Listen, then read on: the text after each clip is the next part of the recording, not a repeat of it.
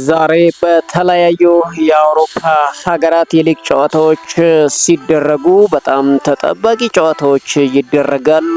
በጀርመን ቡንደስሊጋው ማሸነፉን ያረጋገጠው ባየር ሙኒክ ከሄደንሄም ጋር ቀን 10 ሰዓት ተኩል ይጫወታል። በእንግሊዝ ፕሪሚየር ሊግ ብሬንትፎርድ ከዌስትሃም ዩናይትድ፣ ኒውካስል ዩናይትድ ከብራይተን የሚያደርጉት የ11 ሰዓቱ ጨዋታ ተጠባቂ ነው። አርሰናል ምሽት 1 ሰዓት ከ30 ሲል የሚያደርገው ጨዋታ አርሰናል ከማንቸስተር ሲቲ በ6 ነጥብ እንዲርቅ የሚያስችለው ነው። ስለዚህ ጨዋታ ፔፕ ጋርዲዮላ የተናገረው ነገር አለ፣ የምትሰሙት ይሆናል። ፒኤስጂ ከሎሬን 12 ሰዓት ላይ ሲጫወት በጣሊያን ሴሪ አንድ ተጠባቂ ጨዋታ ይደረጋል። ምሽት 1 ሰዓት ላይ የሴስክ ፋብሪጋሱ ኮሞ ከናፖሊ ጋር የሚያደርጉት ጨዋታ ይጠበቃል። እንዲሁም በስፔን ላሊጋ ባርሴሎና ከኦሳሱና የሚያደርጉት ጨዋታ አለ። ስለዚህም የምትሰሙት ነገር አለ። በማንቸስተር ዩናይትድ ቤት የካርሎስ ካስሜሮ ጉዳይ ይዘናል። እንግዲህ ካስሜሮ የወሩ ምርጥ ተጫዋች በመባል ሽልማቱ ወስዷል። ብሩኖ ፈርናንዴዝም ሽልማት አግኝቷል። የሮናልዶ ጉዳይም አዲስ ነገር አለ። ማንቸስተር ዩናይትድ ከሊቨርፑል እሁድ ከሚያደርጉት ጨዋታ በፊት የርገን ክሎፕ የሊቨርፑል አሰልጣኝ አርኔ ስሎት እንዲሁም የማንቸስተር ዩናይትድ አሰልጣኝ ማይክል ካሪክ የተናገሩት ነገር አለ። ስለ ሙሐመድ ሳላ አዲስ ነገር ይዘናል። ውድ የማዩ ስፖርትን ሰብስክራይብ በማድረግ እንድታበረታቱን በአክብሮት እንጋብዛለን። እንግዲህ ዛሬ ወደሚደረጉ ጨዋታዎች በቀጥታ ስናልፍ በእንግሊዝ ፕሪሚየር ሊግ ዌስትሃም ዩናይትድ ላለመውረድ የሚያደርገውን ትግል ዛሬ ከባድ ፈተና ከሜዳ ውጪ ይገጥመዋል። ከብሬንትፎርድ ጋር የሚያደርገው ጨዋታ በጉጉት ይጠበቃል። እንግዲህ ዌስትሃም ዩናይትድ ከቶትናም ከፍ ብሎ 17ኛ ላይ ይገኛል። እንግዲህ ዛሬ ድል የሚቀናው ከሆነ የተሻለ ከወራጅ ቀጠናው ከቶትናም ከፍ የሚልበትን ውጤት ያስመዘግባል። ሌላው ብራይተን እንግዲህ በአውሮፓ መድረክ ለመሳተፍ ከሜዳ ውጪ ኒውካስል ዩናይትድን ያስተናግዳል።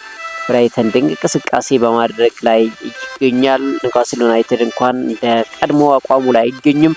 ነገር ግን ሁለቱ ክለቦች የሚያደርጉት ጨዋታ ለሁለቱም አስፈላጊ ስለሆነ ዛሬ ከባድ ትንቅንቅ ይጠብቃቸዋል። ከምንም በላይ ግን ምሽት 1 ሰዓት ተኩል ላይ የሚደረገው የአርሰናል እና የፉላም ጨዋታ ከምንም በላይ ትኩረትን የሚስበው ጨዋታ ነው። እንግዲህ አርሰናል ይህን ጨዋታ የሚያሸንፍ ከሆነ ከማንቸስተር ሲቲ ያለውን ምንም እንኳን ቀድሞ ቢጫወትም ያለውን የነጥብ ልዩነት ወደ 6 ከፍ በማድረግ በማንቸስተር ሲቲ ላይ ጫና የሚያሳድርበትን ውጤት ሊያስመዘግብ ይችላል። እንግዲህ በተጫዋቾች ላይ የማየው ዋንጫ የማሸነፍ ራብ ነው ሲል እንግዲህ ማይክል አርቴታ ከጨዋታው በፊት አስተያየቱን ሲሰጥ፣ ፔፕ ጋርዲዮላ በአንጻሩ የአርሰናል በ6 ነጥብ ከኛ መራቅ ያን ያክል ልዩነት ወይም ችግር አያመጣም ሲል አስተያየቱን የሰጠበት ጉዳይ አለ።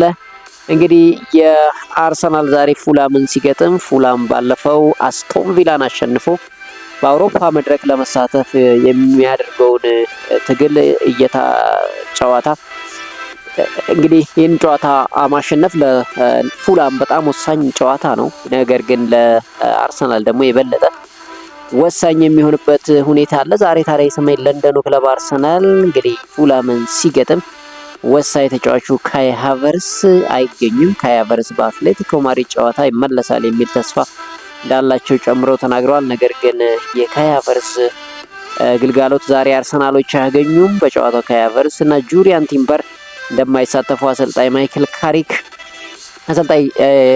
ማይክል አርቴታ ተናግረዋል። በሌላ በኩል የቡድኑ አምበል ማርቲን ኦዴጋርድ ለጨዋታው መድረሱ አጠራጣሪ መሆኑን እንግዲህ ማይክል አርቴታ ጨምረው ተናግረዋል። እንግዲህ የፕሪሚየር ሊጉ መሪ አርሰናል አሰልጣኝ ማይክል አርቴታ ወደ ተጫዋቾቹ ስመለከት የማሸነፍ ራብ ይታየኛል ሲሉ ከጨዋታው በቀደም ብለው ተናግረዋል። እንግዲህ በተጫዋቾቹ ውስጥ ረሃብ ነው የሚታየኝ የሚሉት ማይክል አርቴታ የማሸነፍ ዋንጫ የማንሳትና የመዘጋጀት ራብ ይታየኛል ሲሉ ተደምጠዋል። አክለውም በአትሌቲኮ ማድሪድ ጨዋታ የተፈጠረው ነገር በጣም ያበሳጫል ያሉ ሲሆን አሁን ስራውን በቤታቸውን መጨረስ አለብን ሲሉ እንግዲህ ተናግረዋል። አላማችን ለማሳካት የሚገጥመንን ፈተናና ሁኔታ ሁሉ መጋፈጥ አለብን፣ ጠልፈን መጣል አለብን ሲሉ እንግዲህ ተናግረዋል። ለክለባቸው ደጋፊ መልእክት ያጋሩት አርቴታ አመቱን ሙሉ ያደረጋችሁትን ስራችሁን ቀጥሉ ሲል ተናግረዋል። ያንን ጉልበትና ፍቅር ወደ ሜዳ አምጡ፣ በጋራ ሆነን እናደርገዋለን ሲሉ እንግዲህ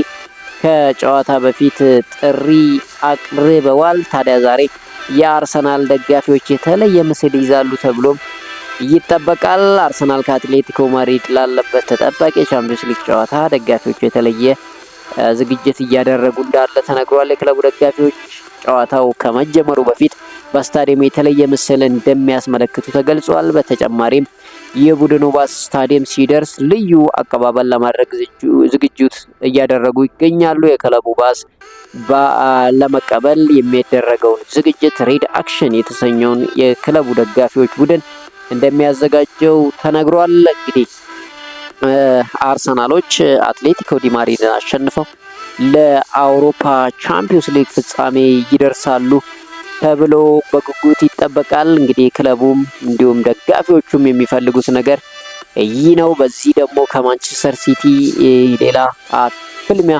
ይጠብቃቸዋል። እንግዲህ ይህንን የዛሬ ፉላሙን ጨዋታ አሸንፈው ቢያንስ ማንቸስተር ሲቲ 2 ጨዋታ ቢቀረውም እሱ ላይ ጫና ማሳደር ይጠበቅባቸዋል። ብዙዎችም እንግዲህ ይህ ጨዋታ ለአርሰናል ወሳኝ ነው። ምናልባት ይህን ጨዋታ የሚያሸንፉ ከሆነ አርሰናሎች ዋንጫውን ወደ ዋንጫው የሚቀርቡበት የበለጠ እድል አላቸው ሲባል ነበር። ነገር ግን አርሰናል በ6 ነጥብ የመምራት እድል ማግኘቱ የሚለውጠው ነገር የለም ሲል ፔፕ ጋርዲዮላ ተናግሯል። የማንቸስተር ሲቲው አሰልጣኝ ፔፕ ጋርዲዮላ የኤቨርተን ጨዋታ አስቸጋሪ እንደሚሆን በሰጡት ቃል ገልጸዋል። ኤቨርተን ጨዋታ ሁልጊዜም ከባድ ነው ያሉት ጋርዲዮላ ጨዋታውን ማሸነፍ እንዳለብን እናውቃለን ሲሉ ተናግረዋል። አርሰናል ዛሬ በ6 ነጥብ ልዩነት የመምራት እድል ስለማግኘቱ የተጠየቁት ጋርዲዮላ ይሄ የተለመደ ነው፣ መርሃ ግብር ብቻ ነው ሲሉ እንግዲህ ተናግረዋል። ይሄ የሚለውጠው ነገር የለም፣ እኛ ምን ማድረግ እንዳለብን እናውቃለን ሲሉ እንግዲህ ጨምረው ተናግረዋል። አያይዘውም ዛሬ አርሰናል ከፉላም የሚያደርገው ጨዋታ ከልምምድ በኋላ ስለሆነ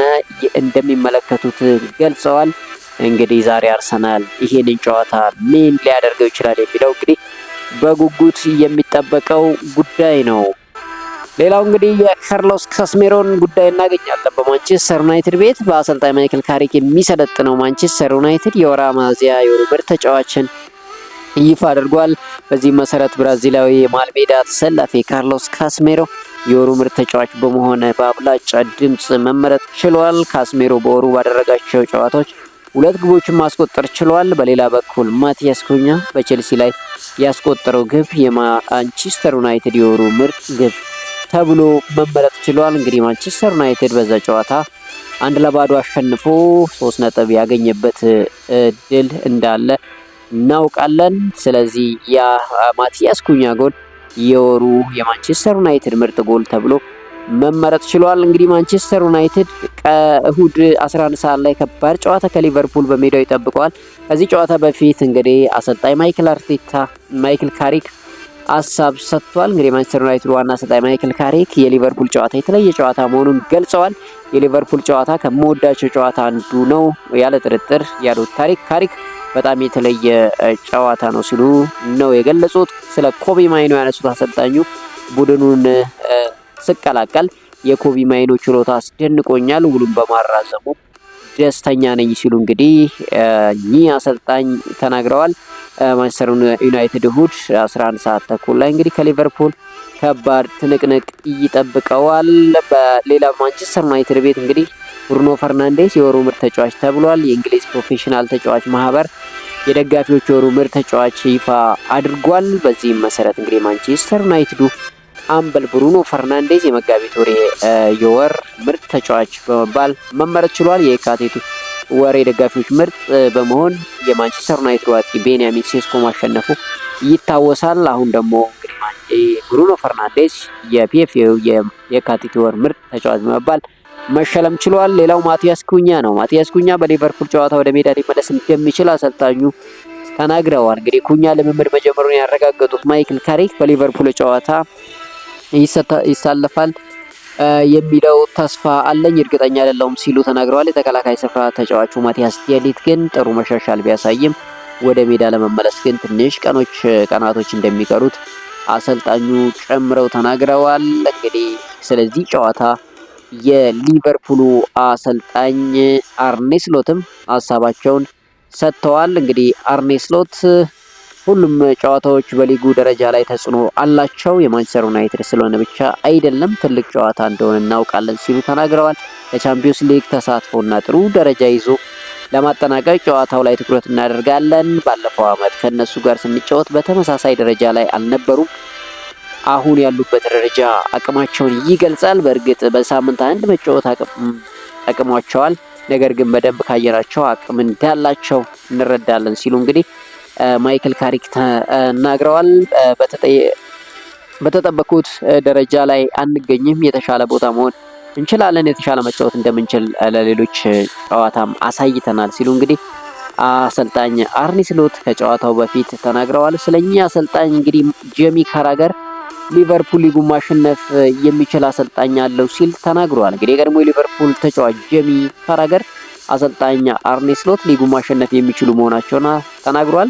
ብዙ ክለቦች ሊጉን ማሸነፍ ይችላሉ ብለው ያመኑትን አሰልጣኝ ለማምጣት እየፈለጉ ነው ያለው ካራገር፣ እኛ ሊቨርፑልን ግን ቀድሞውንም አለን ሲል ይናገራል። ባለፉት 10 ዓመታት ሊቨርፑልም ከሊጉ መራቁን ያስታወሰው ካራገር አምና ሊጉን አሸንፈናል፣ ስለዚህ ይሄ አስከፊ ዓመት መርሳት እንችላለን ሲል እንግዲህ ጨምሮ ተናግሯል። ለማንኛውም ሊቨርፑል ከማንቸስተር ዩናይትድ ቀጣይ እሁድ የሚያደርጉት ጨዋታ በጉጉት ይጠበቃል። የሊቨርፑሉ አጥቂ ሙሐመድ ሳላ ከዩናይትድ ጨዋታ ውጪ መሆኑ ተረጋግጧል። ሙሐመድ ሳላ በማንቸስተር ዩናይትድ ጨዋታ እንደማይሳተፍ አሰልጣኙ እንግዲህ አሳውቀዋል። ሳላ ዓመቱ ሳያልቅ ወደ ሜዳ ይመለሳል፣ እሁድ ግን አይደርስም፣ ጉዳቱ ቀላል ነው ሲሉ ማረጋገጫ ሰጥተዋል። አክለውም እንግዲህ ትልቅ ሽኝት የሚገባው ተጫዋች ቢኖር በእርግጠኝነት ሙሐመድ ሳላ ነው ሲሉ ተናግረዋል። በሌላ በኩል ግብ ጠባቂው አሊሰን ቤከር እስካሁን ልምምድ አለመጀመሩን አሰልጣኙ ያሳውቀዋል። አሊሰን ዛሬ ወይም ቀጣይ ሳምንት የመጀመሪያ ልምምድ መጀመሩን እንግዲህ አሳውቀዋል። ሙሐመድ ሳላ እንግዲህ ዘንድሮ ከሊቨርፑል እንደሚለቅ ይታወቃል። ታዲያ ለሳላ እንግዲህ ጥሩ ሽኝት እንደሚደረግለት የሊቨርፑል ዋና አሰልጣኝ ጠቁመዋል። እንግዲህ ሊቨርፑሉ ሙሐመድ ሳላ ለረጅም ዓመት ሊቨርፑል ከቆየበት አሁን የመጨረሻው እንደሆነና ለመሰናበት መቃረቡን ራሱ አሳውቋል። ነገር ግን በመጎዳቱ ምክንያት ምናልባት ከዚህ በኋላ በሊቨርፑል ማሊያ ላናየው እንችላለን ሲባል ነበር። አሁን ግን ወደ እንደሚመለስ አሰልጣኙ አሳውቀዋል። ታዲያ ግብጻዊ የፊት መስመር ተሰላፊ ሙሐመድ ሳላ ክረምት ላይ ሊቨርፑል የሚለቅ ከሆነ ተከትሎ የት ያርፋል የሚለው ይጠበቃል። ሙሐመድ ሳላ በሰጠው አስተያየት ስለ ቀጣዩ መዳረሻ እስካሁን አልወሰንኩም ሲል ተናግሯል። ነገር ግን ብዙ በጣም ምርጥ አማራጮች አሉኝ፣ ጥያቄዎች ቀርበውልኛል ሲል እንግዲህ ፍንጭ ሰጥቷል። ስለ አካል ብቃቱ ያነሳው ሙሐመድ ሳላ አሁንም ከፊቱ የተሻለ ነገር ማድረግ እንደሚችል ይሰማኛል ሲል እንግዲህ ሙሐመድ ሳላ ተናግሯል። ፔፕ ጋርዲዮላ ስለ ሳላ ሲናገር ለሳላ ያለ ክብር ትልቅ ነው ሲል ተናግሯል። ሙሐመድ ሳላ በውድድር ዘመኑ መጨረሻ በርካታ ስኬቶች ካስመዘገበት ሊቨርፑል ይሰናበታል። በስንብቱ ተከትሎ ስለ ሳላ የተለያዩ አስተያየቶች ሲሰጡ ሳላ አስደናቂና ታሪካዊ ተጫዋች ነው ያለው እንግዲህ ፔፕ ጋርዲዮላ ነው። እሱ እግር ኳስን በተሻለ ቦታ አስቀምጦታል የሚለው ጋርዲዮላ ለሱ ትልቅ አድናቆትና ክብር አለ ሲል ይናገራል። ኤርሊንግ ብሎት ሃላንድ በበኩሉ ሙሐመድ ሳላ ለኛ ትልቅ ራስ ምታት ነበር ሲል የስንብት ቃሉን እንግዲህ ሰጥቷል። የቀድሞ አሰልጣኝ የርገን ክሎፕ በሰጡት አስተያየት ጊዜው በፍጥነት ይነግሯል፣ በፈገግታ እና በብዙዎች ፍቅር ታጅበህ ትሄዳለህ ሲሉ አስተያየታቸውን ሰጥተዋል። አንደኛ ላይ የማስቀምጠው ጀራርድ ነበር፣ አሁን ሁለታችሁንም ለእኔ አንደኛ ናችሁ ያለው ደግሞ የቀድሞ የቡድን አጋሩ አሌክሳንደር አርኖልድ ነው። እንግዲህ ሙሐመድ ሳላ በአመቱ መጨረሻ ከደመቀበት ሊቨርፑል ለቆ እንደሚሄድ ተረጋግጧል። በተያያዘ ዜና የፊታችን እሁድ የእንግሊዝ ትልቁ ጨዋታ በማንቸስተር ዩናይትድ እና በሊቨርፑል መካከል ይደረጋል። በጨዋታው የማንቸስተር ዩናይትድ ደጋፊዎች ለዲያጎ ጆታ ለማስታወስ ማሰባቸው ተገልጿል። የማንቸስተር ዩናይትድ ደጋፊዎች በጨዋታው 20ኛ ደቂቃ ላይ ዲያጎ ጆታን በማሰብ ያስጨበጭባሉ ተብሎ ይጠበቃል። ዲያጎ ጆታ ከወራት በፊት ከወንድሙ ጋር እንግዲህ በመኪና አደጋ ህይወቱ ማለፉ ቢታወስ ነው። የመኪና አደጋው መንስኤ ሰው ሰራሽ አለመሆኑን የስፔን ፖሊስ በቅርቡ ምርመራው በማጠናቀቅ አሳውቋል። እንግዲህ የዩናይትድ ተጫዋቾች ለዲያጎ ጆታ መታሰቢያ እንደሚያደርጉ ከወዲሁ እንግዲህ እየተዘገበ ይገኛል። ወደ ሌሎች አጠር ያሉ ዜናዎች ስናልፍ እንግዲህ የብራይተኑ አሰልጣኝ ፋቢያን ሃዝለር ክለቡ ከወራት በፊት የቦክስ ተፋላሚ ጋብዞ እንደነበረ ገልጿል። ክለቡ የድብቅ ማርሻል አርት ኤምኤምኤ ተፋላሚ የጋበዘው ተጫዋቾቹን በስልጠና እንዲያግዝ መሆኑን ተናግረዋል። ተፋላሚው ተጫዋቾቹ በተክለ ሰውነት እንዴት መዳበር እንደሚችሉ በአንድ ለአንድ ግንኙነት እንዴት ማሸነፍ እንደሚችሉ ማሳየቱን ገልጸዋል። በተጨማሪም የቆመ ኳስ ታግለው እንዴት መከላከል እንዳለባቸውና እንዴት መጠቀም እንዳለባቸው ማስተማሩ ተነግሯል። የድብቅ ማርሻል አርት ተፋላሚው የፍራንክፈርት ንጉስ ተብሎ የሚጠራው ክርስቲያን ኢክራሊን መሆኑ ተዘግቧል። እንግዲህ የብራይተን ተጫዋቾች በዚህ ሰው ስልጠና መውሰዳቸው ተነግሯል።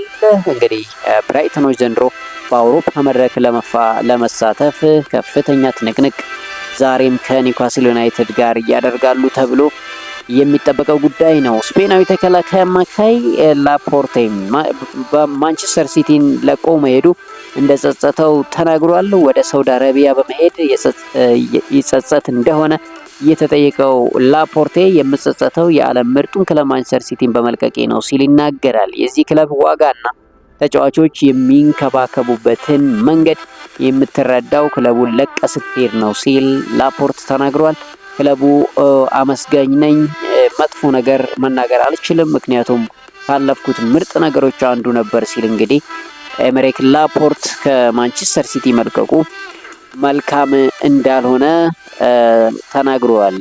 ሌላው ጀርመናዊ የቀድሞ ሊቨርፑል አሰልጣኝ የርገን ክሎፕ ስማቸው ከሪያል ማድሪድ ጋር እየተያዘ ይገኛል። ይሁን እንጂ ሪያል ማድሪድ አሰልጣኝ የርገን ክሎፕን በሬድቡል ባላቸው ውል ጣልቃ የመግባት ሀሳብ እንደሌለው ተናግሯል። አሰልጣኝ የርገን ክሎፕ ወደ አሰልጣኝነት ለመመለስ ከወሰኑ ግን ሎስ ብላንኮቹ ለመቅጠር ጥረት ያደርጋሉ ተብሎ ይጠበቃል። ሁኔታው በአሰልጣኝ የርገን ክሎፕ የግል ውሳኔ ላይ የተመሰረተ መሆኑ ተነግሯል። በሌላ በኩል በአሰልጣኝ ጆዜ ሞሪኖ ሪያል ማድሪድ ዳግም ለማሰልጠን ዝግጁ መሆናቸው ተሰምቷል። አሁን የጆዜ ሞሪኖ ሁኔታ በክለቡ ፕሬዚዳንት ፍሎሬንቲኖ ፔሬዝ እጅ ላይ መሆኑ ተዘግቧል። እንግዲህ ይህንን ዘገባ ፋብሪዚዮ ሮማኖ ይዞ ወጥቷል። እንግዲህ ሪያል ማድሪድ በአመቱ መጨረሻ አርቤሎዋን ካሰናበተ ማንን ያመጣል የሚለው ከተለያየ ምንጮች እየተነገረ ይገኛል። እንግዲህ አንዱ ምናልባት የቀድሞ አሰልጣኝ የሊቨርፑል አሰልጣኝ የርገን ክሎፕ ሊሆን እንደሚችል እየተነገረ ይገኛል። በሌላ በኩል ጆዜ ሞሪኖ እንግዲህ ከማድሪድ ጋር ምንም ንግግር የለኝም ሲሉ ይናገራሉ። ፖርቹጋላዊ አሰልጣኝ ጆዜ ሞሪኖ በሪያል ማድሪድ ስለመፈለጋቸው ሲዘገብ እንደነበር ይታወቃል። አሰልጣኝ ጆዜ ሞሪኖ ራሳቸው ከአመታት በኋላ ወደ ነጩ ቤት ለመመለስ እንደጓጉ ሲዘገብ ነበር። ሞሪኖ ከደቂቃዎች በፊት በሰጡት ቃል ከማድሪድ ጋር ምንም ያነጋገረኝ የለም፣ እሱን አረጋግጥላቸዋለሁ ሲሉ ተናግረዋል። አክለውም በቤኔፊካ የቀሪ 1 አመት ኮንትራት አለኝ ሲሉ እንግዲህ ተናግረዋል። ጆዜ ሞሪኖ ወይስ ደግሞ አሰልጣኝ የርገን ክሎፕ የሚለው እንግዲህ በጉጉት የሚጠበቀው ጉዳይ ነው። የፒኤስጂው አሰልጣኝ ሉዊስ ኤንሪኬ ሀኪሚ አለ ማለት 3 ተጫዋቾች አለ ማለት ነው ሲሉ እንግዲህ ለሀኪሚ ያላቸውን ድንቅ አድናቆት ተናግረዋል። የፒኤስጂው ዋና አሰልጣኝ ሉዊስ ኤንሪኬ አሽራፍ ሀኪሚ ያላቸው ከፍተኛ አድናቆት እንደሆነ ተናግረዋል። ሀኪሚ ሞሮኮያዊ ማሽን ነው ያሉት ሉዊስ ኤንሪኬ እሱ አለ ማለት 3 ተጫዋቾች አለ ማለት ነው ሲሉ አድንቀውታል። አክለውም በትልቅ ደረጃ ያለ ተጫዋች አለን፣ እንዳለመታደል ሆኖ በባየር ሙኒክ ጨዋታ አይኖርም ሲሉ ተናግረዋል። ስለ ባየር ሙኒክ ጨዋታ ያነሱት ኤንሪኬ በፒኤስጂ አሰልጣኝነት የገጠምኩት ጠንካራ ክለብ ሙኒክ ነው ሲሉ እንግዲህ የሙኒክን ጥንካሬ ገልጸዋል። እንግዲህ በሜዳቸው 5-4 ማሸነፋቸው ይታወሳል። የመልሱን ጨዋታ ምን ያደርጉታል የሚለው እንግዲህ በጉጉት የሚጠበቀው ነው። ዛሬ በሊጋቸው ጨዋታ አላቸው ከሎሬንት ጋር። እንግዲህ ቀጣይ ሳምንት ከባየር ሙኒክ ጋር የሚያደርጉትን የባየር አሬና ጨዋታ አሊያንዝ አሬና ጨዋታ ምን ያደርጉታል የሚለው እንግዲህ በጉጉት ይጠበቃል። ግን ለዚህ ጨዋታ አሽራፍ ሀኪሚ ያለመኖሩ ግን አሳሳቢ እንደሚሆን ምንም ጥርጥር የለውም። ሌላው የሳውዲ አረቢያ የዶፒንግ ቁጥጥር ኮሚቴ ወደ አልናሲር አቅንቶ ክሪስቲያኖ ሮናልዶን ለመመርመር ጥያቄ አቅርቧል። ተቋሙ ለምርመራ ያነሳሳው ክሪስቲያኖ ሮናልዶ በአልአህሊ ጨዋታ ያሳየው ጥሩ እንቅስቃሴ ተከትሎ መሆኑ ተነግሯል። ሮናልዶ በ2023 አልናሲርን ከተቀላቀለ ወዲህ 8 ይፋዊ የጸረ አበረታች ምርመራ ማድረጉ ተገልጿል። ይህም ሮናልዶ አጠቃላይ ለክለቡና ሀገሩ ከ2022 በኋላ ያደረገው ምርመራ ወደ 15 ከፍ አድርጎታል። እንግዲህ ክሪስቲያኖ ሮናልዶ በሁሉም ምርመራዎች ከአበረታች ንጥረ ነገር ነፃ መሆኑን ይፋ አድርጓል። እንግዲህ ክሪስቲያኖ ሮናልዶ በዚህ እድሜው የሚያደርገው እንቅስቃሴ ለብዙዎች አስገራሚ ሆኗል። ለዚህም እንግዲህ የዶፒንግ ምርመራ ለማድረግ መወሰናቸው እየተነገረ ይገኛል። የላሊጋው መሪ ባርሴሎና ዛሬ ምሽት ከኦሳሱና ጋር ወሳኝ የሊግ መርሃ ግብሩን ያደርጋል። 3 የባርሴሎና ተጫዋቾች ዛሬ የማስጠንቀቂያ ካርድ የሚመለከቱ ከሆነ የአንድ ጨዋታ ቅጣት የሚጣልባቸው ይሆናል። እሱም ራፊኒያ፣ ፍራንክ ዲዮንግ እና ማርክ ቤርናል ለቅጣት የተቃረቡ ተጫዋቾች ናቸው። ተጫዋቾቹ ቢጫ ካርድ ከተመለከቱ ቀጣይ የኤል ክላሲኮ ጨዋታ የሚያመልጣቸው እንደሚሆን እየተነገረ ይገኛል። እንግዲህ ራፊኒያ በባርሴሎና ቤት በጉዳት ምክንያት ለረጅም ጊዜ ከስብስቡ ውጪ እንደሆነና ባርሴሎናዎችም ያለሱ ሲቸገሩ እንደቆዩ ይታወሳል። ራፊኒያ ግን አሁን ወደ ሜዳ ይመለሳል ተብሎ ይጠበቃል። እንግዲህ ተጫዋቹ በዛሬው ኦሳሱና ጨዋታ ወደ ሜዳ እንደሚመለስ ሃንሲ ፍሊክ ራሱ አረጋግጠዋል። ራፊኒያ ያለውን ሁሉ የሚሰጥ ተጫዋች ነው። አስቸጋሪ ቀናት አሳልፈዋል። አሁን መመለሱ በጣም አስፈላጊ ነው ሲሉ እንግዲህ ተናግረዋል። በሌላ በኩል ቤርናል ዛሬ በቡድኑ ስብስብ የሚኖር ሲሆን ክሪስቴንሰን ግን በዚህ ዓመት ላይጫወት እንደሚችል አሰልጣኙ እንግዲህ ጨምረው ተናግረዋል። ባርሴሎና ዘንድሮ እንግዲህ ላሊጋውን ለማሸነፍ በጣም ተቃርቧል። ምናልባት ዛሬ የሚያሸንፍ ከሆነ ላሊጋውን የሚያሸንፍበትን እድል በከፍተኛ ሁኔታ ያደርጋል። በአሁን በ11 ነጥብ ርቆ ይገኛል። ዛሬ ካሸነፈ በ14 ነጥቦች ከማድሪድ የሚርቅበት ሁኔታ አለ። እንግዲህ ባርሴሎና ከሪያል ማድሪድ ጋር የሚያደርጉት የክላሲኮ ጨዋታ የተለየ አርማ በማሊያቸው ላይ ይጠቀማሉ ተብሎ ይጠበቃል። ባርሴሎና ከስፖቲፋይ ጋር ባለው ስምምነት መሰረት በኤል ክላሲኮ ጨዋታ የተለያዩ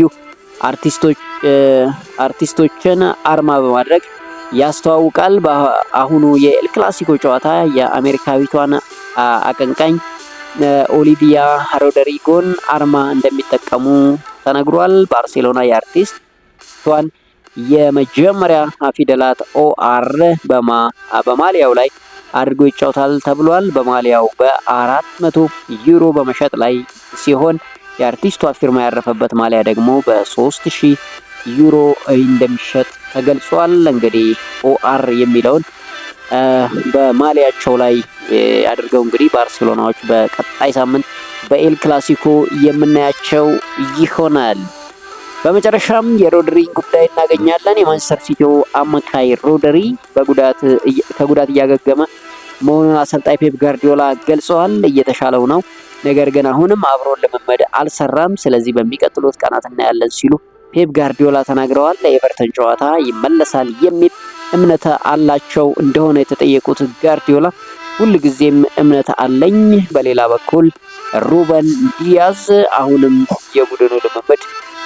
በቡድኑ ልምምድ አለመጀመሩን ገልጸዋል። ነገር ግን የተሻለው ነገር ግቫርዲዮልም እንደዛው ነው ሲሉ እንግዲህ ተናግረዋል። እንግዲህ ውድ የቻናላችን ተከታታዮች ለዛሬ ያዝንላችሁ አጫጭር ዜናዎች እነኚህ ናቸው። ግን በመጨረሻም ዛሬ የሚደረጉ ጨዋታዎችን ጠቁመናችሁ እናብቃ። 10 ሰዓት ላይ 10 ተኩል ላይ ባየር ሙኒክ ከሄደን የሚያደርገው ጀርመን ቡንደስሊጋ ላይ ተጠባቂ ነው። ብሬንትፎርድ ከዌስትሃም፣ ኒውካስል ከብራይተን 11 ሰዓት ላይ በእንግሊዝ ፕሪሚየር ሊግ፣ ፒኤስጂ ከሎርድ 12 ሰዓት ላይ በፈረንሳይ ሊግ። በጣሊያን ሴራ በጣም ተጠባቂ ጨዋታ አለ። ኮሞ ከናፖሊ የሚያደርጉት ጨዋታ ይጠበቃል። 11 ሰዓት ተኩል አርሰናል ከፉላም ይፋለማል። ባርሴሎና ምሽት 4 ሰዓት ከኦሳሱና ይፋለማል። የምትፈልጉትና የመረጣችሁትን ጨዋታ እንድትከታተሉ ከወዲሁ እንጋብዛለን። ነገር ግን አንድ መረጃ እናጋራችሁ። ሄላስ ቬሮና እና ፒዛ ወደ ሴሪ ቢ መውረዳቸው ተረጋግጧል። በጣሊያን ሴሪያ ዛሬ ኮሞ ከናፖሊ የሚያደርጉት ጨዋታ ይጠበቃል። እንግዲህ ናፖሊ ሁለተኛ ደረጃ ላይ ነው የሚገኘው። ኮሞ ደግሞ አውሮፓ ሻምፒዮንስ ሊግ ለመሳተፍ እየተናነቀ ይገኛል። የሴስክ ፋብሪጋሱ ኮሞ ዛሬ እንግዲህ ድል የሚቀራው ከሆነ ለጁቬንቱስ እና ለሮማ ከባድ ተፋላሚ ነው፣ ከባድ ተቀናቃኝ ሆኖ የሚገኝበት አጋጣሚ እንዳለ ይታወቃል። ሌላው እንግዲህ በጣሊያን ሴሪያ በ35ኛ መርሃ ግብር ሊቼ ከፒዛ ያደረጉት ጨዋታ 2-1 በሆነ ውጤት በመጠናቀቁ ምክንያት ሄላስ ቬሮና እና ፒዛ እንግዲህ ወደ ወራጅ ቀጠና መውረዳቸው ተረጋግጧል። አሁን ያልተረጋገጠው ጉዳይ በአውሮፓ ቻምፒዮንስ ሊግ የሚሳተፉ ክለቦች ነው እንጂ የጣሊያን ሴሪያንም ያው በ10 ነጥብ እየመራ ስለሆነ ኢንተር ሚላን እንደሚያነሳው ይጠበቃል። ያም ሆነ እንግዲህ ለሚደግፉት ክለብ ሁሉ መልካም እድል እየተመኘው ተሰናበትኳችሁ። ባላችሁበት ድንቅ የጨዋታ ቀን እንድታሳልፉ መኝላችኋለሁ። ባባይ